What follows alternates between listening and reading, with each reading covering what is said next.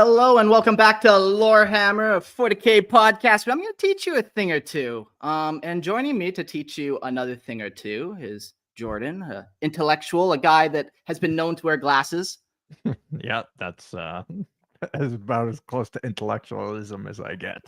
Yeah, you don't want to go too close to it, otherwise, yeah. And we also got another guest joining us today, David, for the first time. Hey, welcome to the show. This is a nice little soft intro for you. Welcome.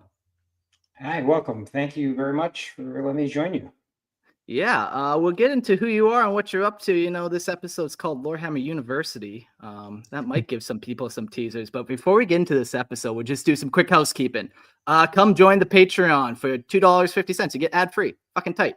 Don't want to listen to ads? You hate when I sell you women's lingerie? I don't know, just $2.50. Patreon, go get it. And we also have a live stream. If you're on the Patreon for $5, you can get access to that. We got a chat room. People are hopping in there right now. Start off with a spelling class. They want us to learn how to spell first. Reading, I have that down. Now spelling is up next. But yeah, you can join the live stream. It's a lot of fun for $5. And yeah, cool. Let's just really get into it. Jordan, you want to read the official intro for David? Absolutely. So tonight, guys, we have a very special guest, David D. Perlmutter. He is a professor of media and communications at Texas Tech University.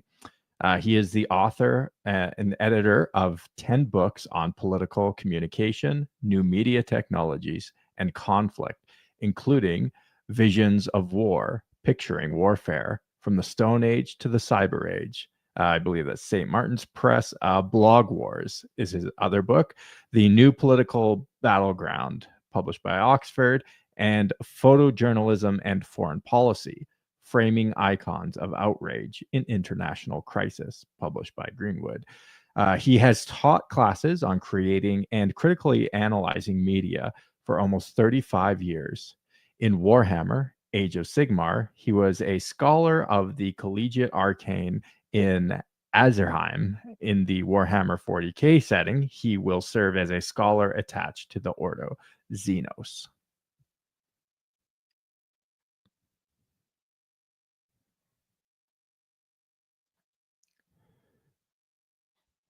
Oh, I lost your.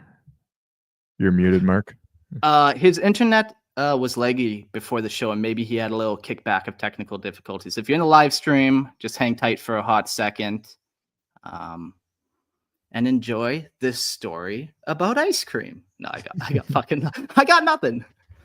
Scared him off already. That's what the chat's saying. Yeah. Oops. No, here we go. He's back. Yeah.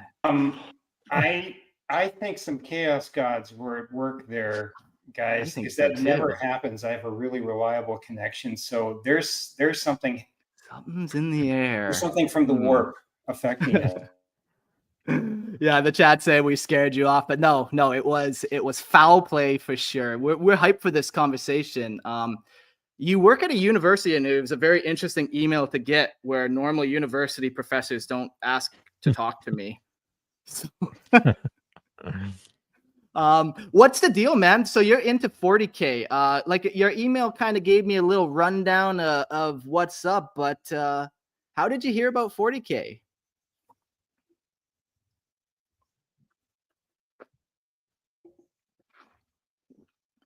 I think we're still having technical issues.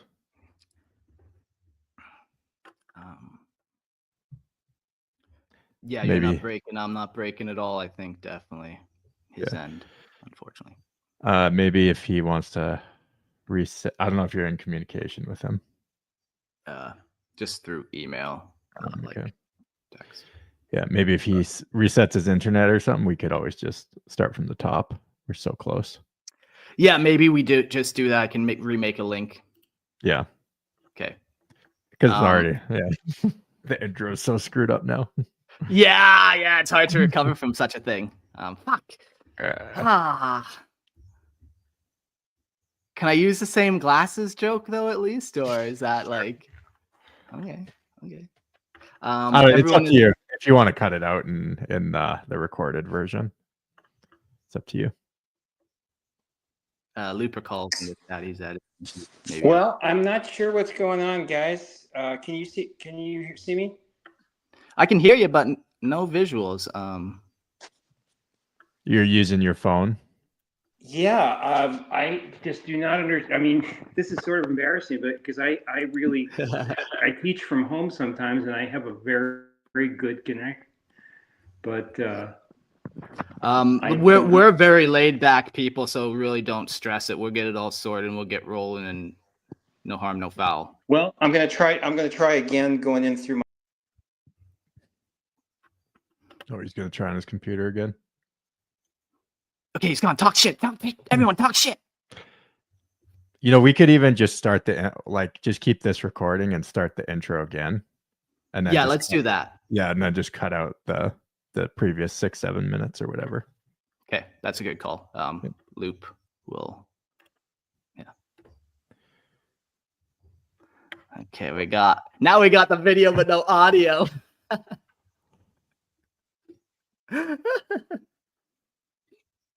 No, nothing. Oh, now you're muted. No.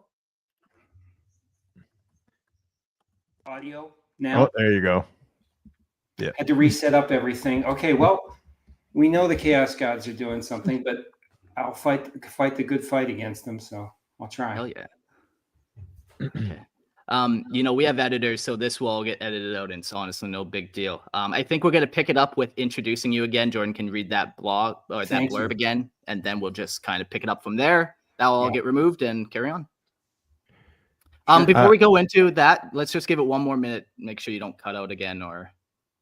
Okay. I wonder whether the background issue or something. Your stream does seem a little smoother now, but I don't know if that affected it at all. No. You guys just are in your. You have like a Marcus. You have a flag hanging there. That's not a green screen, right? Yeah. I'm just used to Zoom and Teams. Yeah, fair. All good. Let me.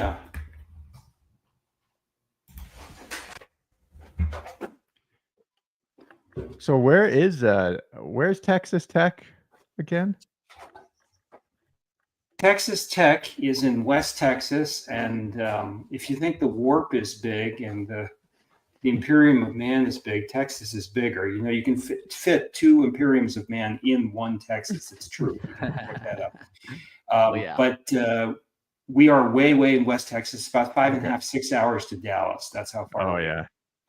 Yeah, I spent a little bit of time in Houston for maybe half a year with my wife and I, but we didn't make it much further west than like Austin. So yeah.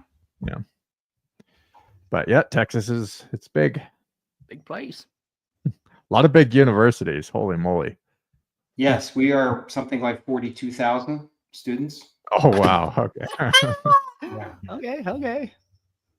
Yeah, I do always see like they usually make the basketball tournament in March, right? Like I usually see them. They're the Texas Tech team. I follow it a little bit, so but. Nice. All right, should I do this intro?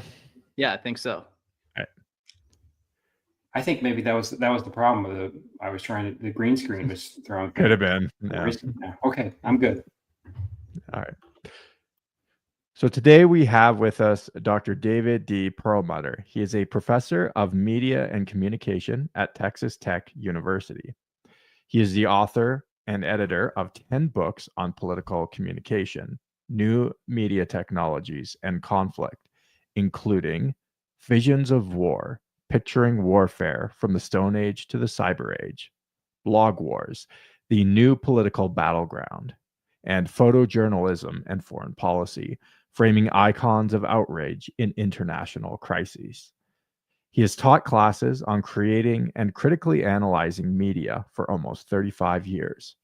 In Warhammer, Age of Sigmar, he was a scholar of the Collegiate Arcane in Azerheim. In the Warhammer 40K setting, he will serve as a scholar attached to the Ordo Xenos. So thank you, Dr. Perlmutter, for joining us today. Thank you. I'm Very happy to be here. You guys were recommended about a month ago by one of my students, and then I started listening to your podcast and was just so impressed in terms of content, style, and your just technical abilities as well. We know people who don't do podcasts have no idea how difficult it is to do a good one. You guys do a good one. Thank you so much. Yeah, I always giggle when people are like, yeah, I'm going to start a podcast, make a quick buck, quick, easy in and out. Yeah, and then I'm going to join the NBA after, quick in and out there, make a quick buck. Thank you. Yeah, we put a lot of work in, but it's funny. Like I was thinking, like, okay, so you're a university professor, very intelligent guy, and you're listening to Lorehammer, and we're making dick jokes. And I just kept thinking, why do you want to talk to us? But the beautiful thing about 40K is, man, it draws us all together. So your students are telling you about 40K, and you just had to kind of learn a little bit more. Like, what was the jump there? I think we're frozen again.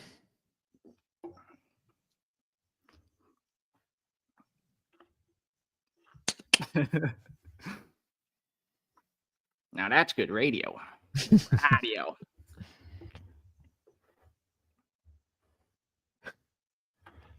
Oh, good. We'll try one more time. Yeah. I would definitely reschedule. Who knows? Maybe he's having like a electrical storm or some shit. I don't know. It's 2025, Jordan. I'm scared. Yeah, it could be. I mean, sometimes too, if it's just really busy time of day, you know, you're competing for internet bandwidth with other people. Yeah, it could do audio call. Dan Menifee says in the chat. Yeah. If he just does audio only. Well, I doubt it was the Vespid episode that made him want to come talk. The piss kid. Yeah, no, honestly, I'm concerned if he's only 11 episodes in. I know he mentioned a couple, like he listened to a Rogel Dorn episode and a couple of like newer stuff too. But... Okay, yeah. Okay, I'm trying again from my phone now. I don't understand what happened, guys. I'm really sorry about this. Oh, good, man. All good. It happens. Yeah. See? Just be thankful we're not like on television or something like that, and like, fuck. I mean, heckin'. Mark your potty mouth. Okay. My potty mouth. I hope this like works. I apologize for. Okay. We'll edit it, right? Yeah, we'll edit this. Only silence, so. Yeah.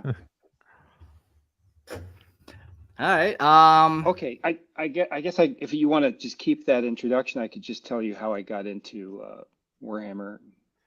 Well, I think how about Mark, you pick it up because you had just I did the intro, then you responded, and then Mark maybe Mark just asked if you remember the question or ask a different question. But I think if you pick it up, then it should work okay.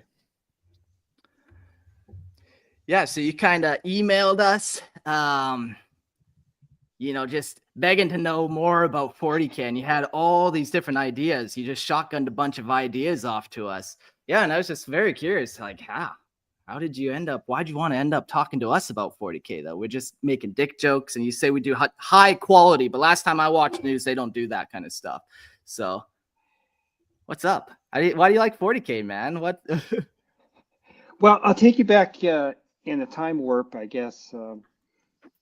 I started in college, and my only extracurricular activity at that time was playing war games at the Wargaming Club.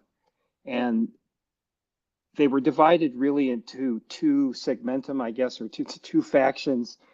There were the people who played D&D, and then there were people like me who liked historical games. So playing the Battle of Stalingrad or Napoleon at Wagram or something like that. And we would play hex and counter type games, and then we would play miniatures type games. Okay.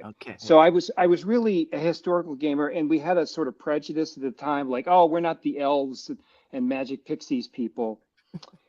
And then I graduated, I moved, started playing at a gaming store that had gaming nights, and they segregated as well. They separated because they knew that the D&D people could not be with the historical gamers people. You You couldn't have can't mix the elves. smells, man. If Yeah, you you mix the can't have smells, it's elves too and hydro contagious. tanks together.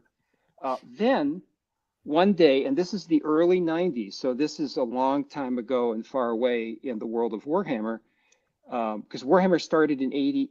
What was the first set? Yeah, probably like 85 or something like that. I don't Yeah. know the exact one, but yeah. Well, so I don't remember the exact details, but this is something early 90s. A guy came in with Space Marines, and he was explaining to us what they were. And there were two things I liked about that sort of aligned with my love of historical gaming. Is first, there was a really interesting lore. There was history.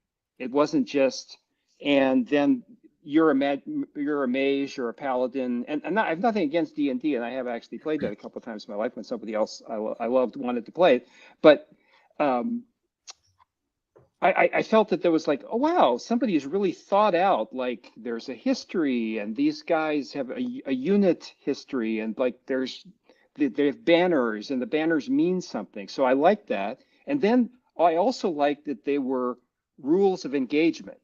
Like if you were in a firefight, your bolter, could only shoot so many bullets, and you had to figure out the angle and the kind of things that when we were playing miniatures, we took our little rulers out and measured.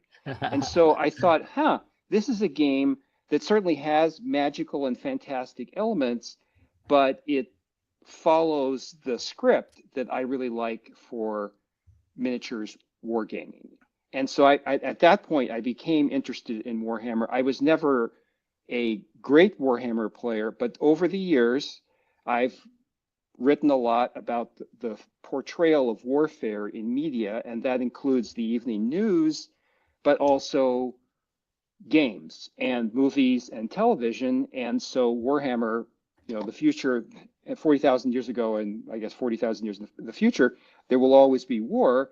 And I just became fascinated by how the lore had all these points of contact with, I would say, actual history, but I think what makes Warhammer so successful is it treats itself seriously like actual history. It doesn't wink too often. I know there's been some discussion that when the game first started, maybe it had a few parodic elements, but it treats itself seriously and it takes the history seriously. And your podcast has done a great job of filling in a lot of holes that I had on there. And then I found over the years, students love to talk about Warhammer when I'm talking about what makes a good historical portrayal of warfare. So that's my entry point into having a conversation with you all.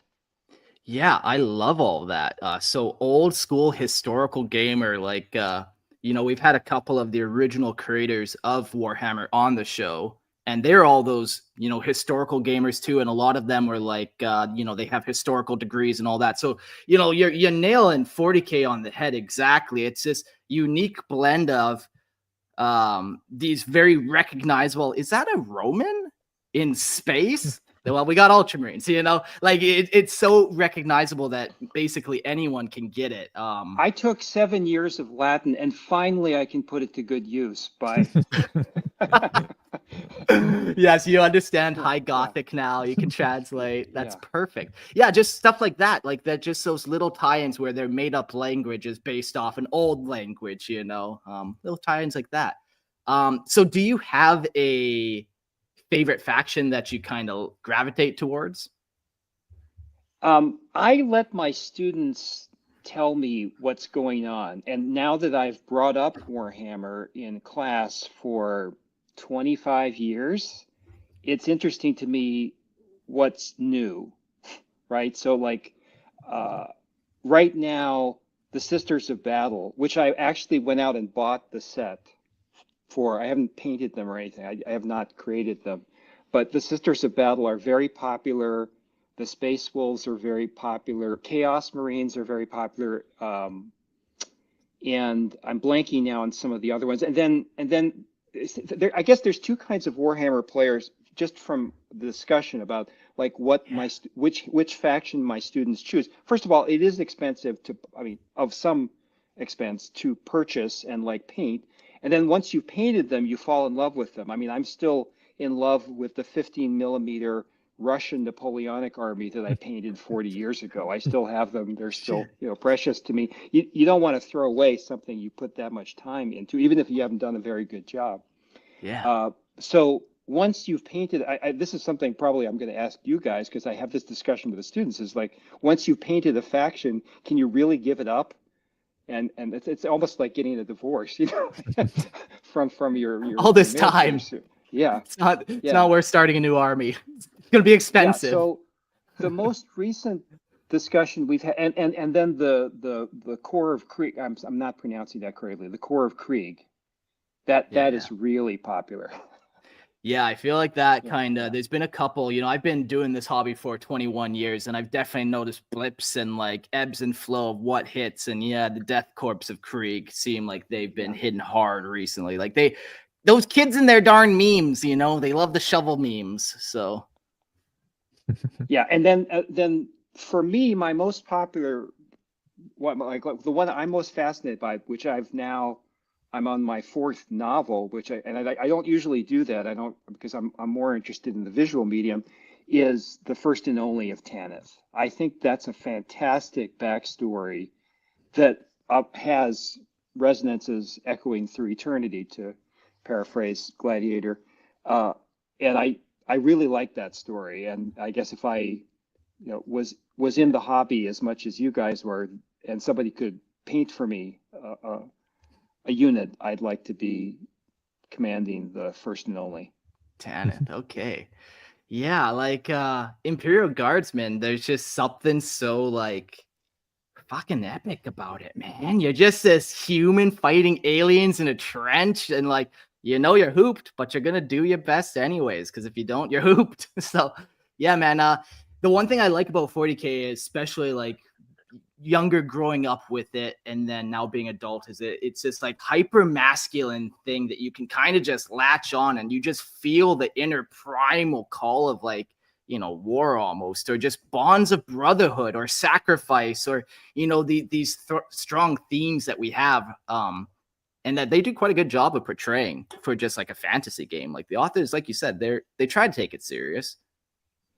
Yeah, and on what you're saying, so 20 plus years ago, I wrote a book called Visions of War. It's out of print, so I'm not making any money from dropping about this, but it was called Visions of War, and it was a history of the visualization of warfare. It tried my attempt to have a sort of broad book, and I went back to cave paintings, and then the Neolithic, all the way through the Roman Empire, through the war of the day. When I finished the book was the Bosnia War, United States intervention in the Balkans. That'll never happen again. No, I'm just kidding. But so one of the things I tried to do in the book is I tried to divide up visualizing warfare thematically. So for example, I had a chapter on leaders and looking at how different cultures portrayed leaders. And one of my hypotheses, which I think applies to Warhammer, was that you didn't have to be an ancient Mayan and read Mayan language and be a professor of Mayan studies to look at a Mayan tapestry and figure out who's the head guy. Sure. Same thing with Napoleonic.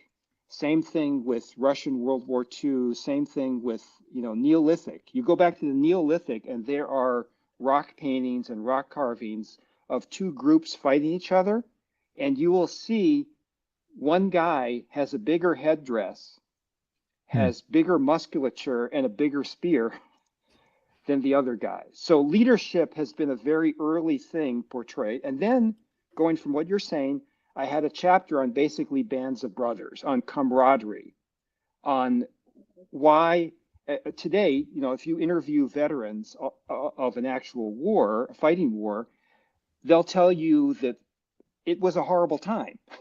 No, very few people come back from war and say, boy, that was the greatest thing. I loved every minute of it. But Food they was will great. say, yeah, they will say the camaraderie the being together with people, with other people, and depending on them for your life, that closeness, they did appreciate that.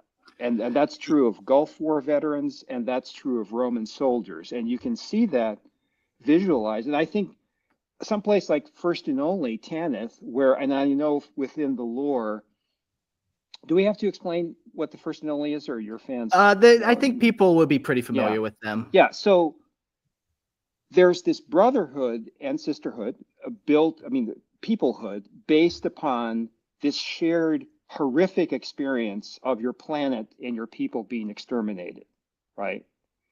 And yes, according to the lore, non-Tanith people have joined the First and Only, right? So I don't think it's majority Tanith born anymore at the present time. Is that correct? You guys know the lore better. No, Yeah. but the But theme they is they're become all outcasts. inculcated into the regiment. Yeah. That's the important thing, is like throughout history, whenever we have any evidence of a military unit, it could have been a Roman legion, there's this huge emphasis. Like if you read Caesar's Conquest of Gaul, which is one of the first full accounts we have of military campaign, and he talks continuously about the brotherhood of the soldiers, about the soldiers sacrificing for each other. And First and Only, I mean, obviously out of the 1,000 or so, units, the Imperial Guard and then the Space Marines, the Astartes, and so on, they have that. And so I think it's a great element to include that also must attract you as a gamer. Yeah, for sure. Modern society kind of stripped something so basic from men, and that's, not war. We don't want to go to war, but hunting, men going out and hunting together, you pretty much get the same thing without the moral dilemma of it all. And yeah, man, that's so crucial to being a human. We're all looking at computer screens. Even right now, I'm looking at a fucking computer screen. And we're all kind of missing this bond of just actually doing something with our hands with a bunch of other people, and you feel good at the end of it. Yeah, man, it's powerful stuff, really. It's funny with fantasy, you can look at it, you can look at all these wacky characters running around. They're wearing capes and they're wielding chain swords and just doing crazy stuff. But yeah, there's so much you can kind of draw or glean from, really. And I don't think obviously, probably 98% of military units in world history have been composed of young men. And I think there are probably some biological reasons for that. There's certainly cultural traditions. There's also the psychological part of, you catch somebody just as their sort of identity is forming, and you put that identity into a flag, a cause, a slogan, a belief. And of course, Warhammer, it's underlines those things in flames of gold, I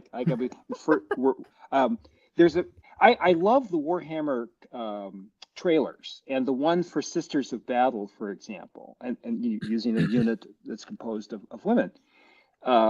Suffering is our prayer.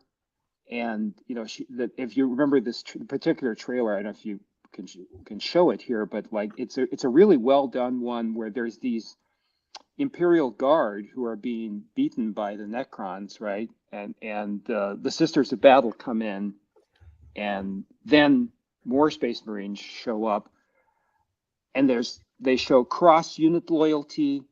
We have loyalty to humanity, right? Because we have that joint humanity, that we're fighting for the survival of humanity, and then we're fighting for the Emperor, and then we're fighting for our comrades in arms. And that's a beautiful thing. I mean, obviously it can be used for evil. It's one of those tools, right? It can be used for evil, and it can be used for good. Yeah. It's fun, all the war and imagery in 40K that you get. There's so much, like you said, all the filigree on all the armor, where it's only in death does duty end. Knowledge is power, guard it well. You talk to a 40K player, they're gonna rattle off 10 quotes at you like that just really get ingrained, man. They really get in there. Now, Dr. Perlmutter, I'm sort of wondering, and this is maybe somewhat of a tertiary question, but I think it's related, like, and because you've done, sounds like some scholarly work on this, but just like how much war actually just like shapes your culture. And I've sort of made an observation. So like I'm a Canadian, right? And we didn't like we were involved in World War I and World War II, and that's sort of like tied into our national mythology, if you will. But like we didn't have like the Revolutionary War, or the the war for independence like America had. And it, to me, there's like that almost like since they had that, it kind of defined what America is and what like America believes about itself. But in Canada, we kind of have, I don't know, we just don't have that strong like national identity that was really like shaped by a war that the Americans had. And I find that too somewhat of like different cultures that I just more that I read about, like the Russians, or the or even the French, like the French Revolution, things like these events in history that really shaped that culture. But then and then you have like other more Western democratic societies that didn't really have those, and newer countries, I would say too, like Canada and Australia are relatively new countries.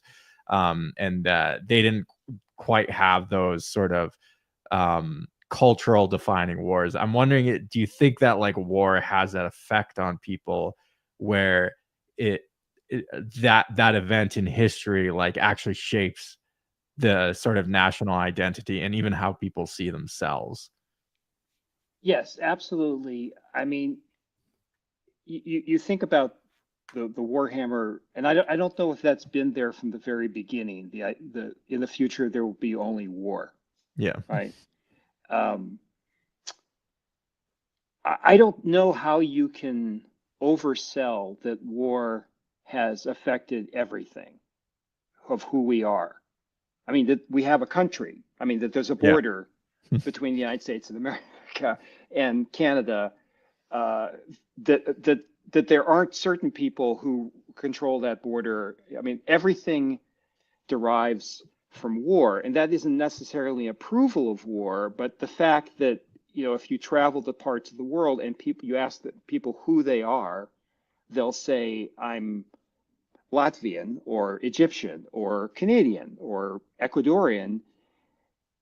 If you go back far enough, or if you go back just a couple of years in terms of relatively like new countries formed 10 years ago, there usually was some form of conflict. And certainly Europe and everyone who descends from Europe, like I'm assuming most of us, there was war. War is identity, and war smashes identities. And I mean, there are peoples. I mean, where's the Carthaginian state, right? Yeah. They lost the war, 3 wars, and then the final one. But where's the Roman state, right? I mean, this is a question about. I mean, by the standard narrative, nationalism really arose starting. I think there were elements of it throughout history, but like Roman legionnaires were loyal to each other. There was the band of brothers. They were loyal to the 10th Legion, Caesar's favorite legion, the 10th Legion. Okay, and they were loyal to. They carried a sigil. They carried SPQR, Senatus Populusque Romanus, the Senate and the people of Rome. Even in the imperial period, they were still carrying that, right? So they were supposed to be loyal to the people, just like in the United States. We're not supposed to. American soldiers are not supposed to be loyal to the president. They're supposed to be loyal to the government and the Constitution of the United States of America. It's a very important distinction. They're supposed to be loyal to each other.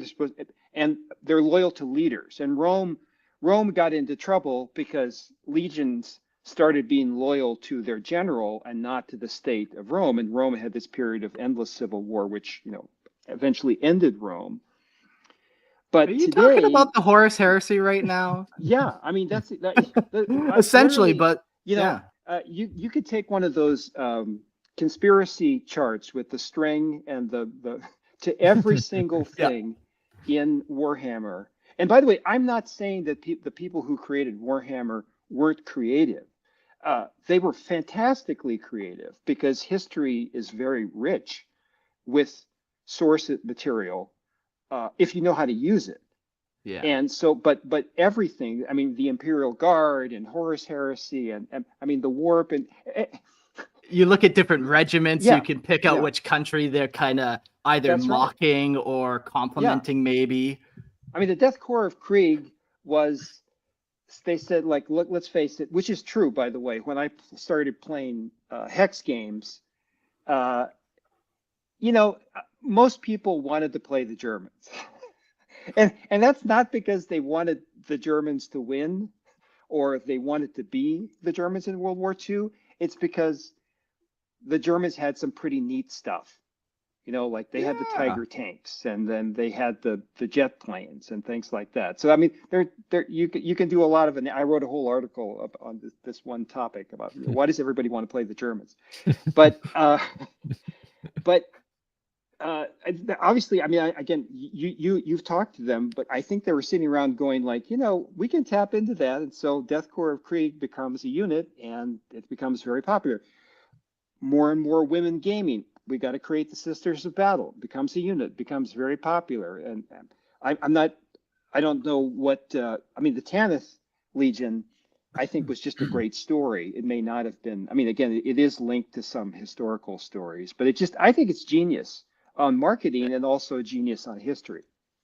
Yeah, one of the things I've loved about 40K from the beginning is it's this big, massive sandbox where, yeah, like you said, if you're looking for pious women smiting Xenos, you got sisters. Like there, it's such a big galaxy. There's different guard regiments. There's different aliens. Like there's just so much to it that, yeah, you can really find a spot for everyone without even having to like bend the lore's arm. You know what I mean? Where you're like, okay, now we're overboarding. Like, yeah, I could definitely picture a whole planet of Amazonian warrior women. You give them bolters, you give them some flak armor, and you're going to have a good time. That's some sweet lore just right there, you know? Yeah, that's a really important point, is that, you know, United States was founded on the principle of that in diversity, unity. I mean, it's actually like a Latin phrase we put in our coinage. And the empire is the empire of man. And again, it's genius history, storytelling, and marketing that like you can come up with a regiment for whatever you see yourself as. Yeah. And express your personality on the board. Yeah.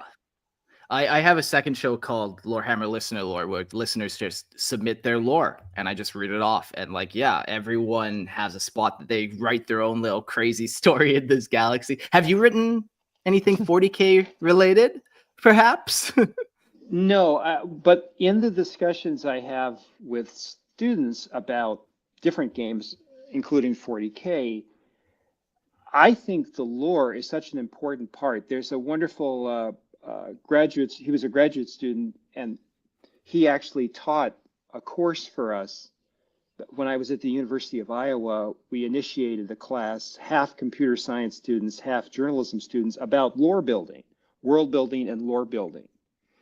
And he's now a professor at Fitchburg State University, Kyle Moody, Moody, just a genius on this. And he wrote his dissertation on Skyrim. Okay, cool. And one of the things that he did there is he looked at how Skyrim built a world, right? Because if you can't, as a writer, if you can't of games or of books or movies or television shows, if you can't build a plausible world, you're building your entire IP on sand. Right. Yeah, I love the word plausible there. Like that's so crucial. You know, I'll mention Harry Potter, and it just seems like there's always a magical spell that they can instantly come up with to counter anything. And like to me, that's just not good, man. That's not good writing. You need some like hard rules that you can't cross. You need some guidelines, some barriers, like, but also, yeah, flexibility and creativity. But yeah, like if you're playing basketball and all of a sudden somebody's kicking the ball with their feet, you're kind of like, okay, well now we're not really. We need some guidance for this universe we're all building together and playing in. Yeah, and obviously the Harry Potter books are successful. I mean, let's go to what you just said.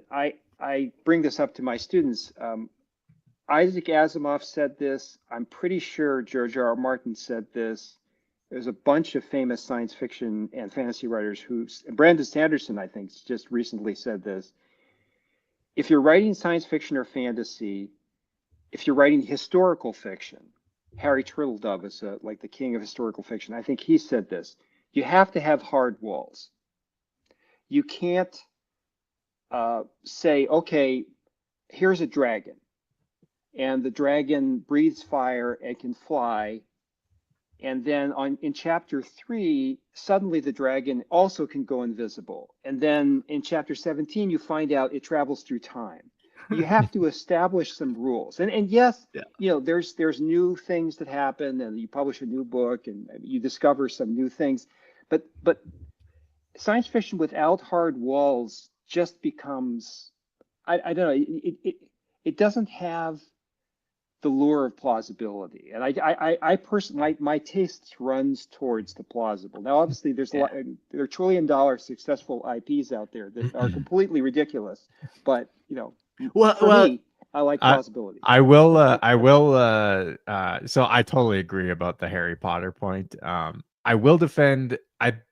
I feel like J.K. Rowling does a really good job at writing her dialogue and characters, but absolutely the weakness of the whole series is just magic can basically do anything, and there's nothing it can't do, and then it's all of a sudden like a major like plot point that, oh, it's just a new magical thing that can happen, right? And yeah, there aren't like clearly defined rules around the magic. Now, I don't know if Mark or you, David, if you feel like does the warp ever dip into that where like the warp can be anything? I feel like the warp is inherently maybe chaotic, for lack of a better term, but I don't know. It's just a thought. And I you interrupt me anytime you want. I'm sorry. Sure. I have the professorial habit of professing too much. I apologize. But so we had a very nice universe under Newtonian physics, and then quantum physics came along, and everything became really weird.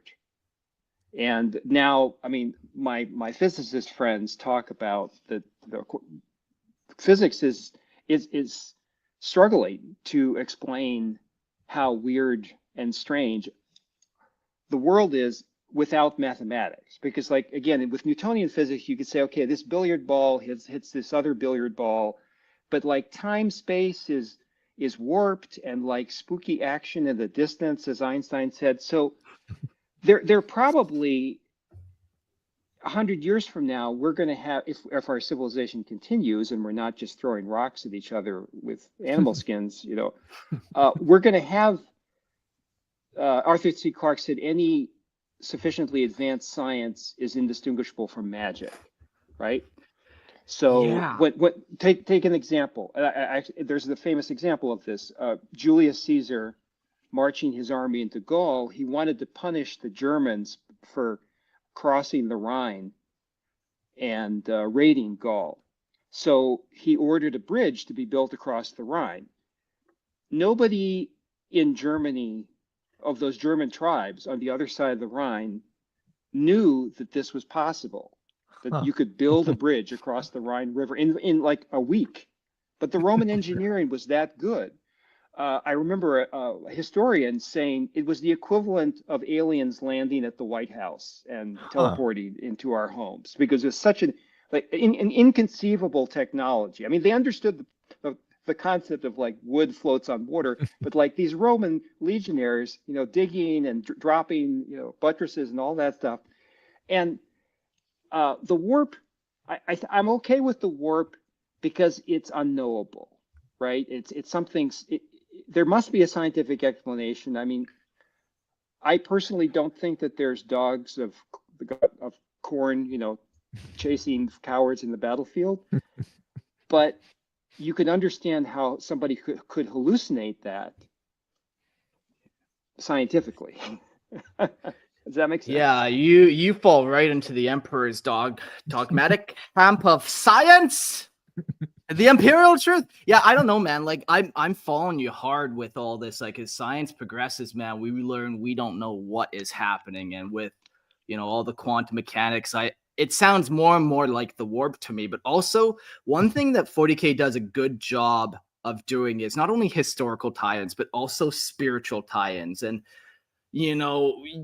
believe what you will, everyone can have their thoughts on it, but throughout human history, clearly humanity has had some need for like spirituality, or like we felt callings from other dimensions or realities, and there's been spirits or all these little things that you get this unknown, but then you also get this science, like you said, where you kind of combine the two in a weird way in 40K, where it could very well the warp could very well be quantum mechanics or whatever, kind of unwound and whatever. But also it has that kind of spiritual aspect too that I don't know, humanity seems to need. Yeah, like your consciousness affects the warp, right? Like Yeah. your intentionality affects the warp, and then that in turn affects the physical universe that you occupy. So if we go to warfare, that actually makes sense.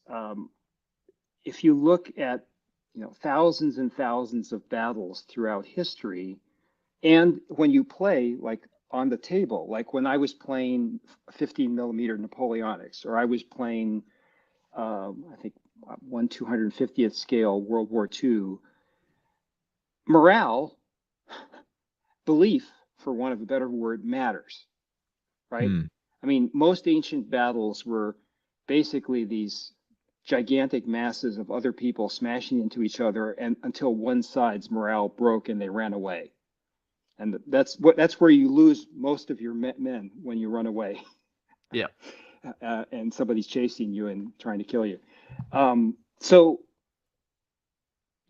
just from the point of view of like, if I got to be in the inner council of the Emperor, and we were talking about like, okay, yeah, humanity is besieged. We have so many freaking enemies, and it seems like a new enemy is popping up every day. We have the Horus Heresy. Like this is bad. What we need to do is convince humans in general. I mean, humans who are like producing bolter shells, but also humans in the Imperial Guard and elsewhere, that it's all worth it, and we will win at the end. And you got to stick to the program. You got to trust in the system that's eventually going to be victorious, and that's sacrificing for the Emperor. I mean, it's giving people something to hope for in this horrible universe where everything's trying to kill you.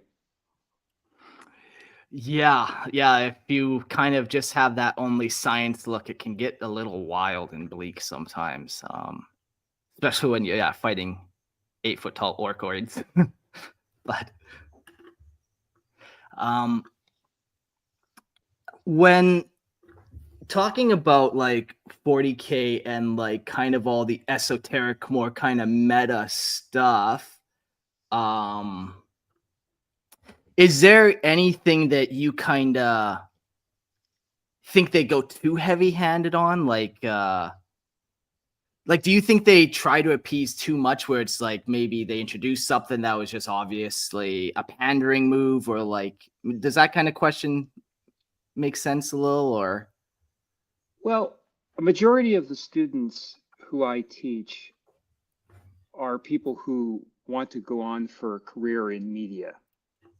Right. And they certainly may be people who want to work for the makers of Warhammer 40K. And they may be people who want to start a podcast. And there may be people who want to write a book, and people who want to be news journalists. I mean, there's the world of media now is covered a lot. In our college, we built a gaming lab where our gaming team competes internationally, against Korea and Cool. Ukrainian teams, right? And in Call of Duty or any other, Fortnite tournament. So there's a lot of the kids, my students, and we want to teach them how to tell great stories and produce great visuals and write well, but we also want to do it within the economic reality. So I'm never too harsh on economic reality. I mean, if you want to be an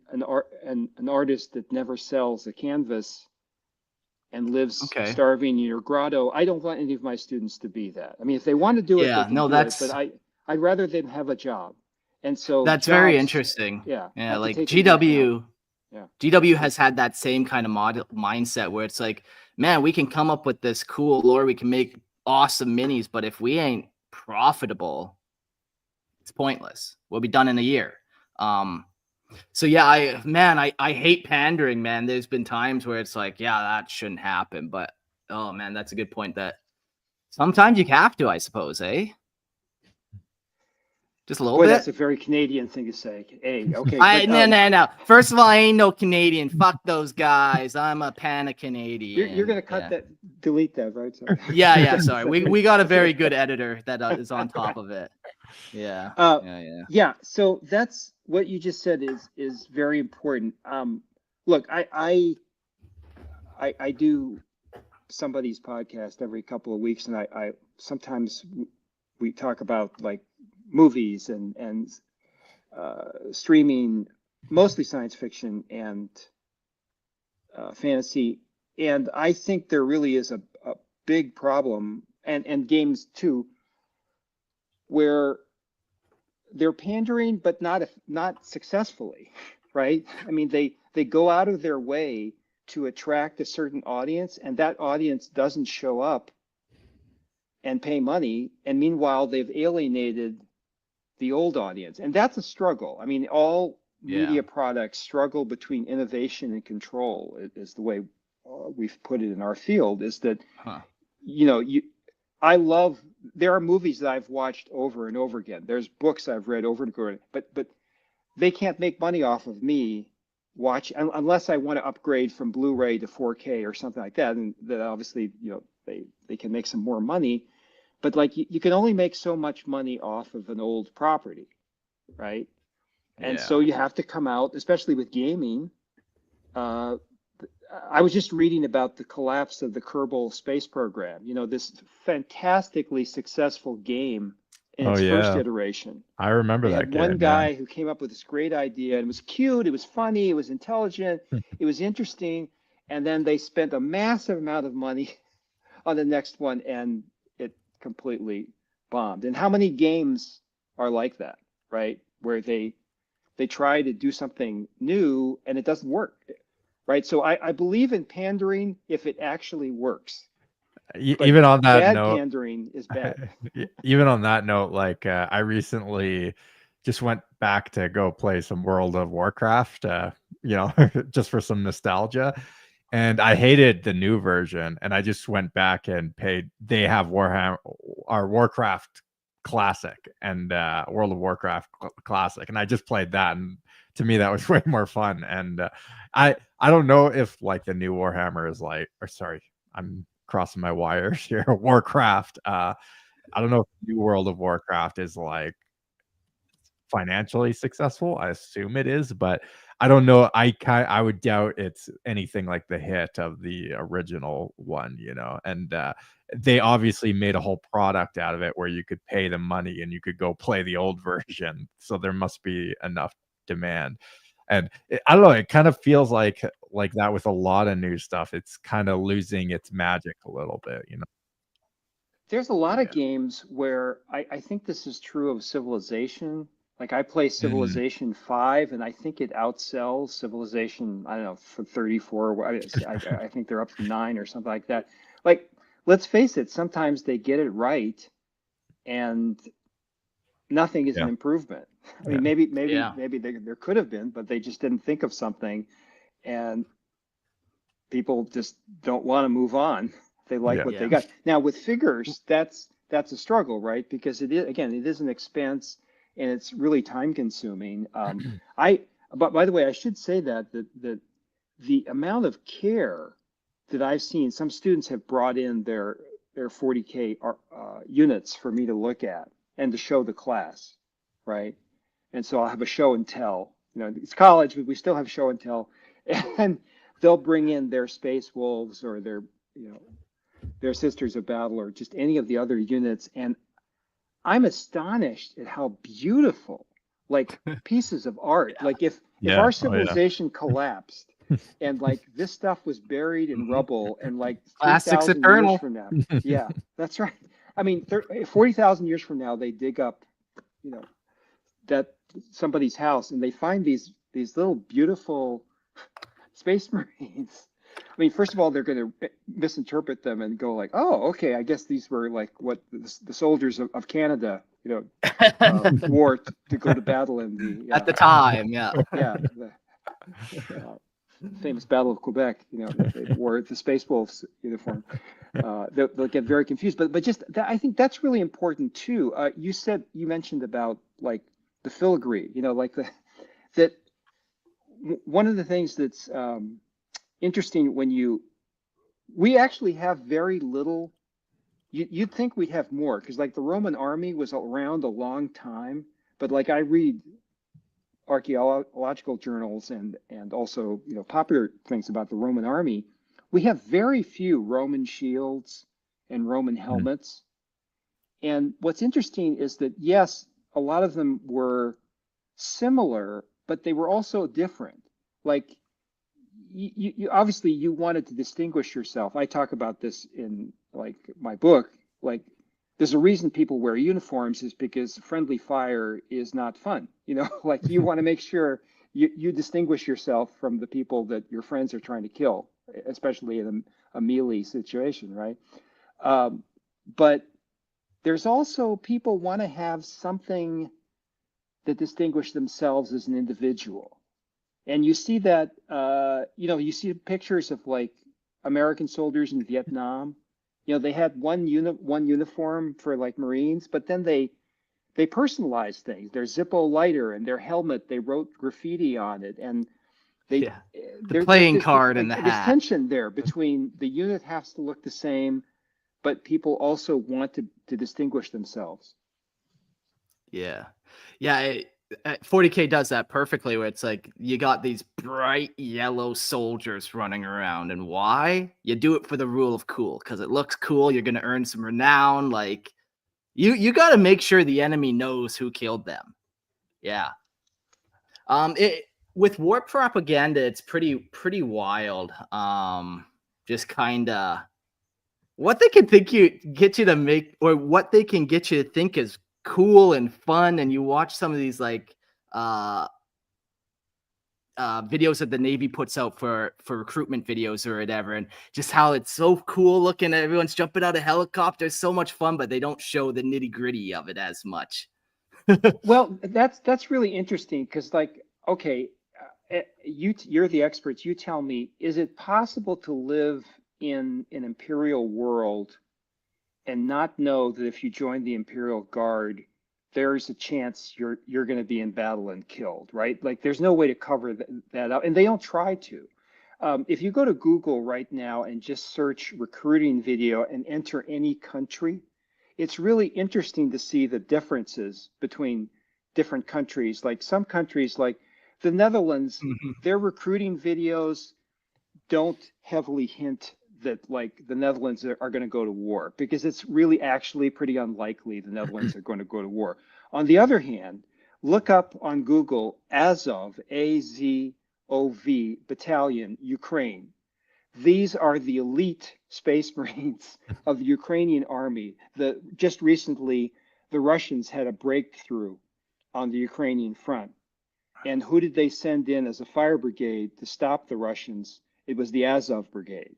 If you look at their recruiting videos, you will see something straight out of the Space Wolves or, Yeah, Sisters of Battle. I've or, seen a lot yeah, of those guys. They yeah. wear purity seals. They put Aquilas on them. I know there's a lot other stuff going on with them too, ideology wise. But no, they're definitely. I've seen some of them literally jacking 40K stuff up for sure. Yes, yes, these are sure. young men, and this is what, yeah, I mean, this is like a whole show. 40K, I believe, has influenced modern warfare. Sure, Yeah. man. Why We always not? think about like 40K borrowing from history, but like these young men who are in the Azov battalion, or they're in the Russian elite forces, or the Israeli or the Iraqi elite forces for that matter, they don't live on some other planet and they've never watched media. They are highly influenced by the same things that 17-year-olds are influenced by in Canada, where you're probably not going to be at a war within the next couple of years. So they're playing the same Call of Duty. Call of Duty and Halo and like how many Warhammer are hours international cultural languages. Yeah, like how many hours do people just play Call of Duty and they're not necessarily playing the game, they're just customizing their characters like get up, man. Yeah.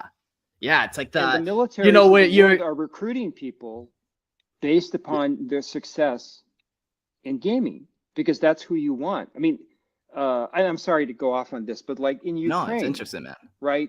And one of the reasons Russia did not succeed in its, 3-day lightning war, I mean, lightning police action or whatever they, exercise didn't work, right? So like we're here years later.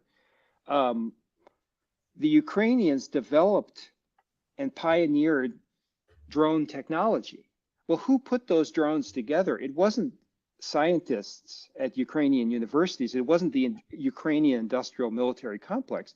You have physics students at Ukrainian universities taking time off to personally manufacture drones. I mean, yes, they buy drones from other countries and manufacture their own drones now, but like you have little handmade drones that drop one hand grenade on 2 Russian soldiers, and they're made by a student at a university. So like we have a war now in the Middle East and in Ukraine, but also in Sudan and other places where there's going on, where video games and sort of youth male culture have merged and are affecting actual warfare. Yeah. Wild to kind of think about that, really. But like, why would it not? Yeah, why would it not kind of bleed together? Isn't the I could be wrong on this, but isn't like the current Russo-Ukrainian war like they're calling it like the drone war? It's like the most drones ever used in a war. I mean, prior to that, it was like the U.S. using drones a lot in the Middle East, but this, I get from what I understand, it's like gone into total hyperdrive. Yeah, this is like civilian drones, not like military. Yeah, I mean, we were talking about like war drives technology, right? I mean, we went from biplanes to jet planes in a few years because we were fighting an existential war called World War II, and like anything that could help to win got funding, including nuclear weapons, right? And now, if you look at some of the innovations done in the Middle Eastern wars and the Ukrainian, the Eastern European wars, warfare has been changed completely. There was an attack recently which actually reminded me of Warhammer 40K.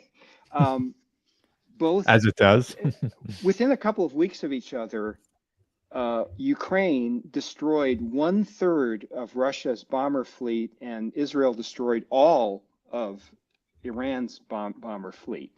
And this had a profound effect on the Pentagon and like everybody, and Canada's defense as well, because wait a minute, it used to be we could park our bombers on an airstrip, and as long as we had like fighter planes doing patrols and we had radar, we didn't have to worry about anything. But like Ukraine and Israel both drove trucks up to the bases using espionage and launched drones out of those trucks. wait a minute. They couldn't be Well, intercepted. you know, Yeah. well, the United States spent like, $500 billion or something on bombers, and like a guy can drive up a truck. Yeah, it's like I- it's asymmetric warfare, right? Like you have something that just completely has an elegant way of evading the ability for the opponent to stop. I have heard similar things about that's the concern with China, is if like there's ever a hot war with America and China, like some of their drone technology and robotics technology, which they spent like a fraction of the money that the US spends on its stuff, would be able to very easily take out some, aircraft carriers and whatnot. But yeah, it is. It's an Fun. interesting thing. Like, so way earlier we talked about plausibility of universes, and I keep like, okay, now we're talking about how technology drives innovation, or war drives innovation in technology, and I'm linking it back to 40K. I'm like, well, that's not true in 40K at all. Like, they've been stagnant for 10,000 years. And there's been a couple times now talking where we're like, well, that's the exact opposite of what we're just saying. Kind of makes a good setting.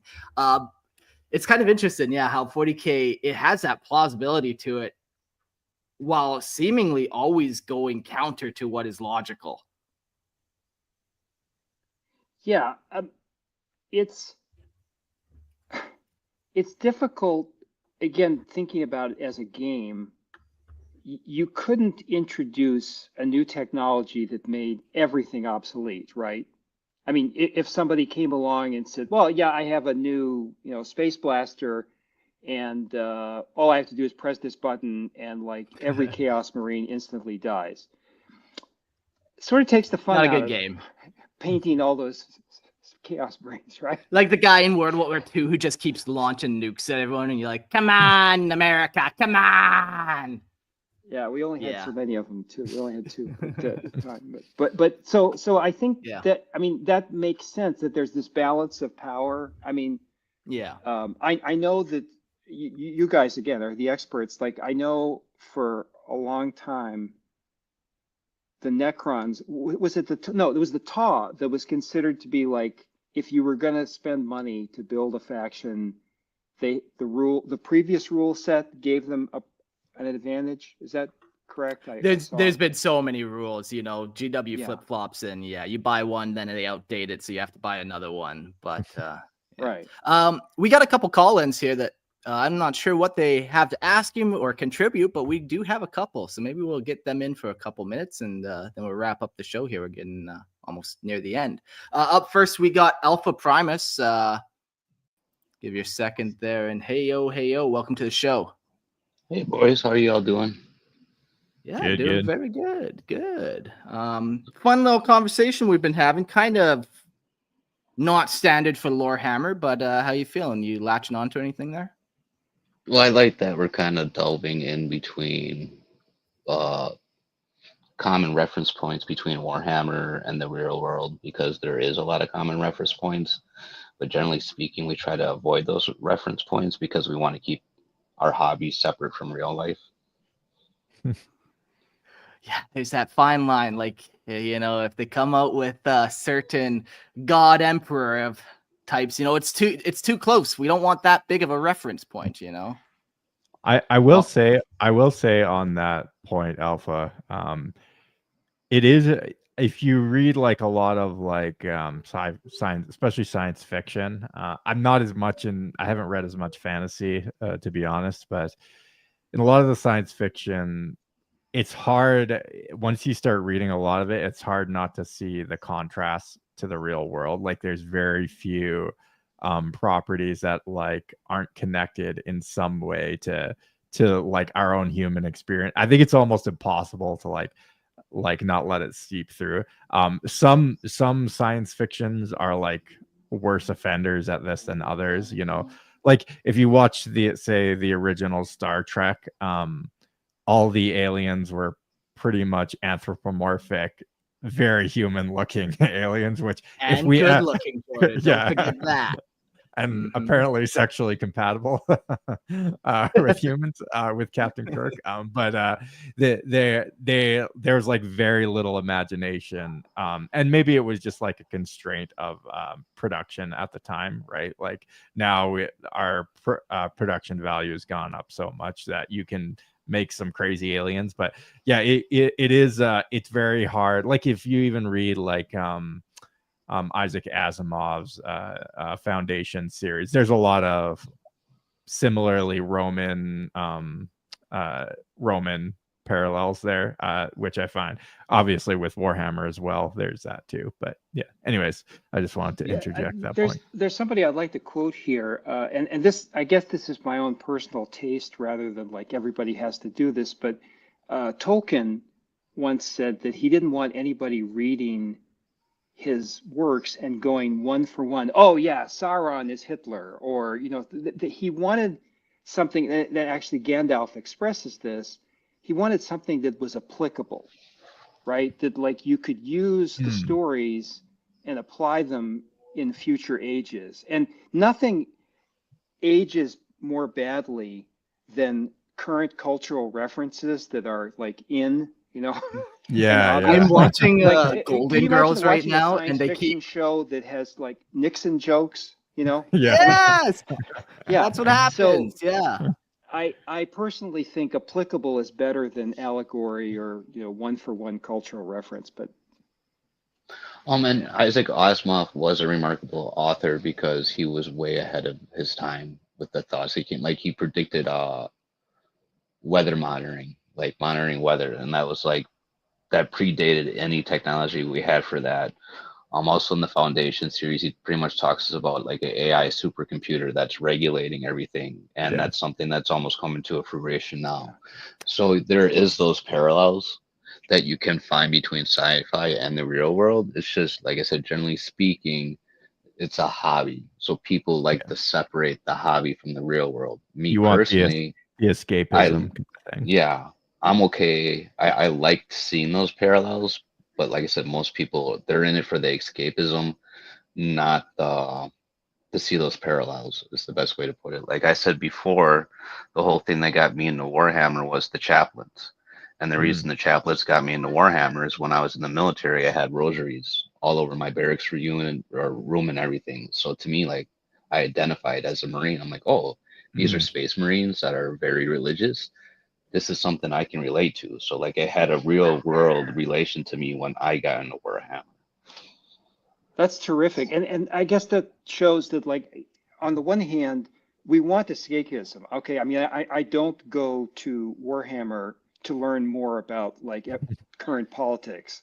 I no interest in escaping from Warhammer and get talking about the Senate or the Congress or the president. But when we can find connections and in our own life, in our own identity, Yeah. as you're saying, sir, that I think that probably makes the game more interesting, right? Right. And then like a parallel you can make is like America is very focused on its defense industrial base, or what most people call the military industrial complex. Like that's what drives America's economy.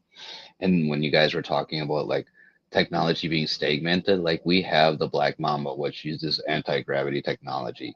We have, they're called bones, but we have exosuits that have batteries that can power them. But if that got introduced into the public market, it would make so much stuff obsolete, and they don't want They to do gotta that. kill all those humans first. Sounds Well, like the petrol oil. Down. Yeah. Sounds Or like the petrol beginning oil. of the Space Marine Astartes battle armor. Yeah, well, the world's dependent on oil, and we keep the world regulated by that dependency on oil. And if we start introducing technology like anti-gravity or batteries that you can power an entire city that you can place in the palm of your hand, that dependency goes away, and we lose that military control over the world because now we released all this technology that the world isn't dependent on that oil anymore. So there is a stagnation to keep that military control with our military industrial complex. Yeah, man, for sure. I 100% agree with you, man. There's so much stuff that we don't have access to that they have, and they're hiding from us. So many secrets, that they're just laughing at us as we talk about dimensions. They're like, that's not it. We know what it is. Okay. It's unfortunate, man. Counterpoint, though. Counterpoint. If, let's say there was something like, 0 point energy, and it was like pretty easy, pretty basic to make, and we could build it. And then every single person, and I mean, don't get me wrong, I'm a very hardcore like libertarian, but I'm just gonna play the devil's advocate here. If just anybody could create an H bomb in their basement, is that a plausible world that we could live in?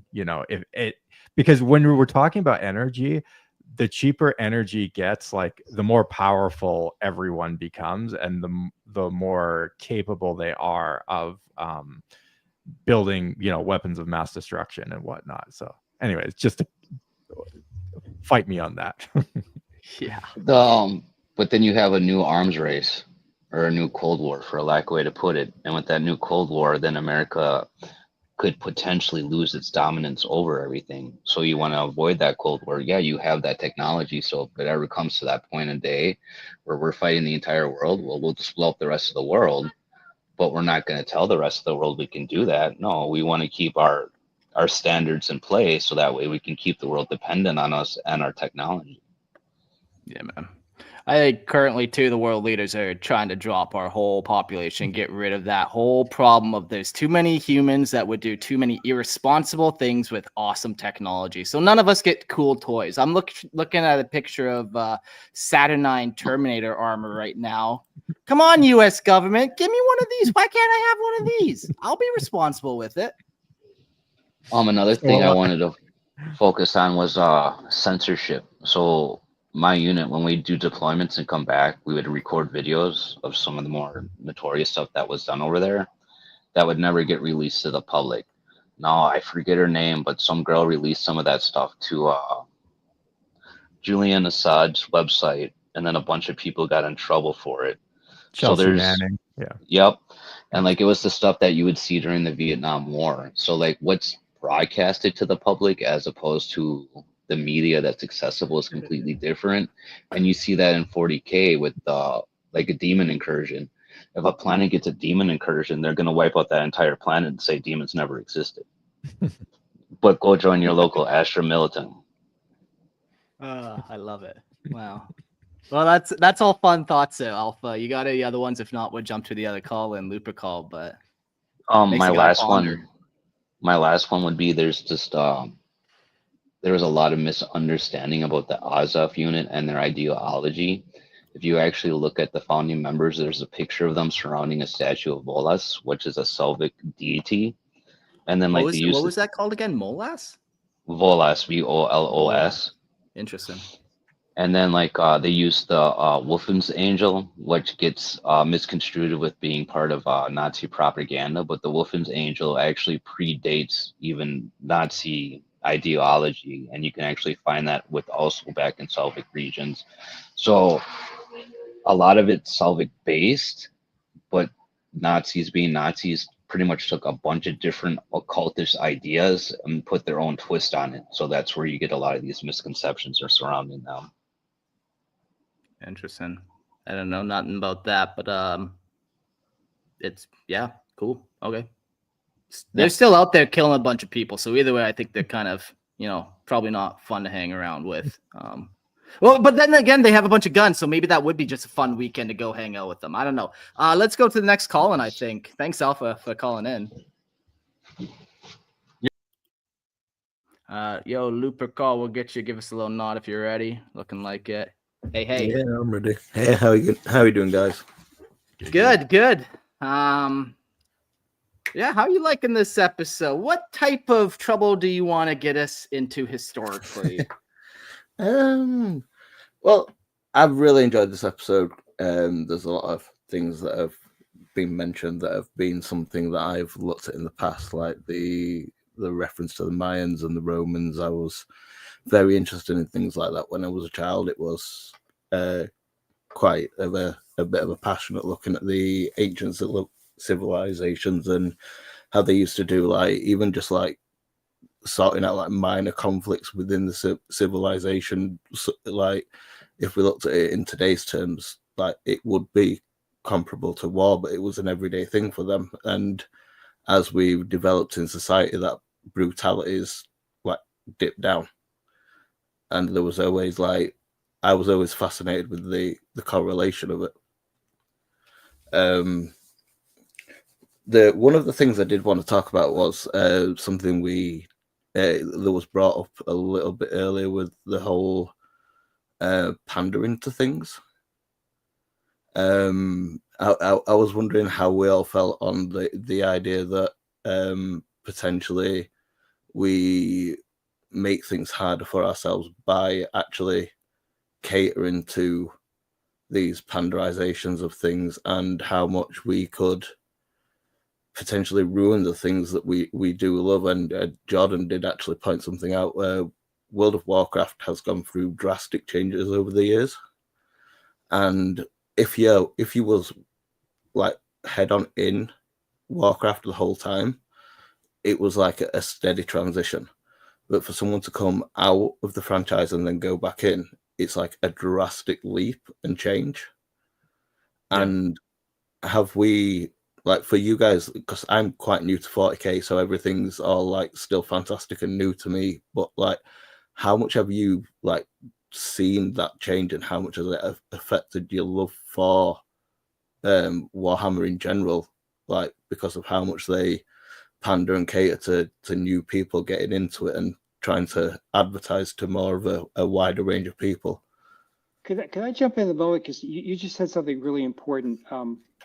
I remember having a discussion about the comic book industry, and at some point, this was before they started making billion-dollar movies, they found that there was a problem of getting new people into comic books. Was there was so much accumulated lore you had to read a Spider-Man that the new people thought new people weren't going to read Spider-Man because you had to know so much. And so they did these reboots like Infinite Earths and things like that. And like New 42 and stuff like that. Yeah. And some of them were successful. But to your point, one of the things that seems in my discussions with students, and I'd like to hear from all you gentlemen on this, that distinguishes this game from a movie franchise, is that every time you take your miniatures to a friend's house or to a gaming store at night, you create your own story. You don't have to, I mean, you can use the 3rd edition, right? I mean, I know people who play D&D 1st edition. You do not, you can just show up and you can reject anything past 1997 if you want. Reject modernity, embrace tradition. Yeah, you can reject whatever version, and live in whatever version you want with games that you can't do with like a movie franchise. You just stop watching movies, I guess. Yeah. With that, I don't know if that's giving you. Again, these gentlemen know much more than I do on this. Yeah. I mean, I think a good example of that would be the Jurassic Park series. Like, don't get me wrong, I don't like the way the story's going, but I'll still watch them because dinosaurs, and yeah, that, you know, it is what it is with that one. But like the new ones do cater to a wider audience that is attracting people in. But for people like me that like grew up with the original movie and stuff, I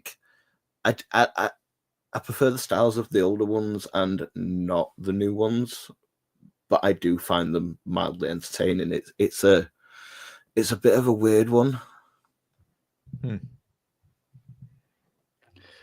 Yeah, I feel like when we talk about pandering, it has a negative connotation to it, where David, like you kind of briefly mentioned, that it doesn't have to be negative. You just got to make sure you're pandering to the right people. Now, GW actually does an incredibly good job of pandering to the right people. How many Space Marine kits do we have? How many more do we need? All of them GW, give us all of that. They pander us to us all day long. We get another Space Marine kit. So yeah, we do get the occasional pander from GW of like, okay, they're clearly trying to reach out to like a female audience, even though women they don't care about miniature toys. But they do a great job of that pandering. So I think when it comes to that pandering, it's know your audience. Who's actually going to be spending your money? Is it the new upcoming generation who is like 25% smaller than the millennials who have more money? So maybe we don't pander to Gen Alpha and we pander to the millennials because there's more of them. They got more money and they were kind of here first. So I think it kind of depends on like, yeah, you got to look at where that money's coming, who's coming up here, all these different little factors. And then, yeah, pander to who's going to kind of, be best, I guess. I do think you're actually quite right on that. GW being good with pandering to like the audience they want to target. One of the more recent announcements being them bringing back miniatures that are no longer available, like the Metal Noise Marines, the special one with the guitar and stuff like that. The original Fabius Bile, the metal one, bringing that back on a limited order print. And I think that's come from there's a big thing online of people comparing the old models to the new ones, and like the metal diecast ones had like a weird level of detail that sometimes you don't see on the newer models. Like especially with the Fabius Bile one seems to have like 10 times the amount of detail on a metal diecast model, when in theory you could actually make more detail on a plastic mold set, depending on how intricate you want to go into it. And it's crazy that like the detail's gone, even though the capability is actually like 10 times better now than it was when they made those. We got a little bit of the smoothifying effect here of modern media, and you see it across all of it, where they've definitely got rid of a lot of that grim, dark, like minute detail. Like I just got an old Abaddon kit, and the amount of skulls on that guy, man. Every little place I look, there's a new tiny skull. And yeah, you're right. It's just it doesn't have that same like over the topness of it. It's been kind of smoothed. I do wonder if that's like, I feel like almost maybe Dr. Perlmutter would know, but like the media, like Space Marine, is a very successful game, but it does feel like Mark, what you're saying, like a very slick look. I feel like it came out of Space Marine, and I wonder if that's like influencing how even modern molds are going. I don't know, just a thought, but because it used to be older 40K used to just be so cartoonish and over the top, but that was like kind of the enduring character of it, that it wasn't like refined and slick. It was just like cartoonish and over the top, and I like that. Like I want that when I'm playing 40K. Yeah, well, we're at an hour and a half here. Maybe let's give one final thought there to Lupercal, and then boot them. And the one thing I did want to ask was, how much do you think media like 40K does actually influence the direction of where we're going with real life advancements? Like, for instance, Back to the Future. Although it did, like the predictions did not come as true as they thought it would, like it has actually inspired some of the technology that we look to make today. Like there's always, like even now, there's always still people trying to create the actual hoverboard from the movie and perfect that technology. Nike made the trainers that automatically resize themselves and stuff like that. And like we see it, there's a certain amount of technology that's coming out where like sometimes I look at it and like, that seems like it's 40K inspired. I think there's a famous story about Isaac Asimov, and I'm blanking now whether it was Frederick Pohl or another sort of famous classic age science fiction writer, and they were on a panel about the future. And this is like 1968. And they were talking about what the future would be like, the 65. And during the panel, they took a break, and on television, the Mariner probe had just taken the first clear pictures of the Martian surface. And it showed that Mars had craters. And Isaac Asimov and this other writer looked at each other and go, you know, Isaac, I never predicted craters. Did you ever predict craters on your Mars stories? No, I didn't. I don't think anybody of the thousands of writers about Mars said that there were craters on Mars. And they went back to the panel, and luckily nobody had pointed that out, saying, by the way, Isaac Asimov, you wrote 20 stories about Mars and none of them had craters. You know, will you admit you were wrong? But he did say then that, look, the job of science fiction is to predict scenarios, not necessarily predict the future. Yeah. And if you talk to so many scientists, and I've talked to a lot of scientists, you talk to so many people in NASA, they were inspired by Star Trek. They were inspired by Star Wars. And just like I think Warhammer 40K, I don't, maybe it's not the right way to phrase it, is inspiring in the sense that, like, hey, warfare is going to be continuously evolving. And some of the technologies of Space Marines are here. I mean, if you look at the modern kit of a modern, special forces operator dropped behind the lines, they've got a lot of amazing electronics there. It's not quite a battle suit, but it's getting there. And so, the people are raised with 40K. Now 40K is, how many years old? 30 years old. Much longer, 45 years. It's old. So you have an entire generation raised with Halo, 40K, Call of Duty, and it's affecting the way that soldiers see themselves. Absolutely. Yeah, that's so wild. Very interesting conversation. I feel like we could definitely have a few more of this style. But I think we'll leave it here for now. Lupercal, thanks for joining us. Yeah, man. Thank you. Yeah. Dr. David, very interesting. It was a pleasure talking to you, man. My mind's racing right before bed, and that's always the best, I think. Yeah, it's really interesting. Thank you. Now, I enjoyed it. Yeah, we kind of mentioned, jokingly coming up with some university courses, very jokingly, and you mentioned you put Lorehammer on your reading list to whatever that means. But yeah, that got me thinking of, like, okay, if you were to make a course on, 40K, what would it include? You got to include some history, but it's more than that. Yeah, it's the historical references, it's the philosophical references. Like, I was kind of thinking out how you actually build out a course like that. Well, maybe we do teach courses in world building, and not just like what people did, but like how they did it, why it was successful or unsuccessful, what effect it could, what attractions it could have to different demographic and psychographic target audiences.